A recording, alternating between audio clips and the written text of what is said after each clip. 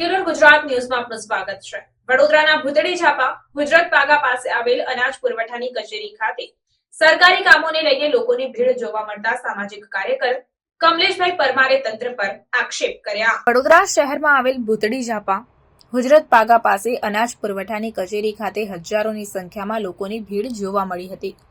ગુજરાત રાજ્ય સરકાર દ્વારા રેશન કાર્ડ તેમજ શિષ્યવૃત્તિ યોજના હેઠળ લાભ લેવા માટે કેવાયસી ફરજિયાત કરાવવું પડે, તેથી ગરીબ અને મધ્યમ વર્ગના લોકોની લાંબી કતારો જોવા મળી હતી।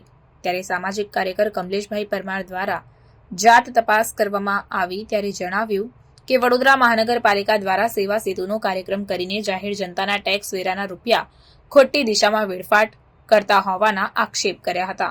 સાથે જ જણાવ્યું કે ઇલેક્શન સમયે નેતાઓ દ્વારા તમામ પ્રકારની સુવિધાઓ ઉપલબ્ધ કરવામાં આવે છે, ત્યારે સ્થાનિક કોર્પોરેટરો ધારાસભ્ય પણ હાજર ન હતા અને અનેક લોકો કેવાયસી માટે નાના ભૂલકાઓ સાથે મહિલાઓ, સિનિયર સિટીઝન સાથે વિદ્યાર્થીઓ માટે પીવાના પાણીની સુવિધા અને બેસવા માટે ખુરશી તેમજ મંડપની પણ કોઈ પણ પ્રકારની વ્યવસ્થા જોવા મળી ન હતી, જેથી ગરીબ અને મધ્યમ વર્ગના લોકોને હેરાનગતિ વેઠવી પડી રહી હોવાથી તંત્ર દ્વારા વધુમાં વધુ અધિકારીઓ અને કર્મચારીઓ સાથે સ્ટાફ વધારવામાં આવે તેવી માંગણી કરવામાં આવી હતી।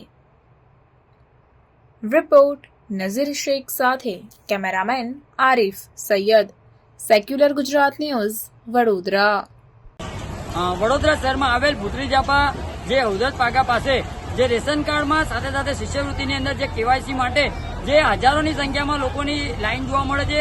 હાલમાં તમે જોશો કે અહીંયા ગાડી નાના ભૂલકાઓ સાથે જે કહેવાય છે કે મહિલાઓ જે અહીંયા ગાડી લાઈનમાં ઉભી રહી છે। એટલે ખાસ કરીને વડોદરા મહાનગરપાલિકા દ્વારા જે પણ આયોજન કરવામાં આવ્યું છે તદ્દન ફેલ સાબિત થયું છે। ગઈકાલે પણ એક સેવા સેતુનો કાર્યક્રમ કરી અને કોર્પોરેટરો, ધારાસભ્યોએ વાહવાહી કરી હતી, પરંતુ હાલમાં જે જગ્યા ઉપર જે લોકો લાંબી કતારોમાં લાઈનમાં ઉભા છે તેઓ માટે પાણીની સુવિધા નથી, મંડપની સુવિધા નથી, કોઈ જાતની ખુરશી બેસવા વ્યવસ્થાની સુવિધાઓ નથી। એટલે ખાસ કરીને જયારે વોટ લેવાનો હોય છે ત્યારે આ જ કોર્પોરેટરો અને આ જ ધારાસભ્યો જે કહેવાય છે કે વોટિંગ બૂથ લગાવતા હોય છે, ટેબલ ખુરશીઓ લગાવતા હોય છે। એટલે વડોદરા મહાનગરપાલિકાના જે પણ જવાબદાર વ્યક્તિઓને અમારી વિનંતી છે કે કોઈ પણ વ્યક્તિને કોઈ પણ જાતની તકલીફ ન પડે તેનું ધ્યાન રાખવાની જરૂર છે।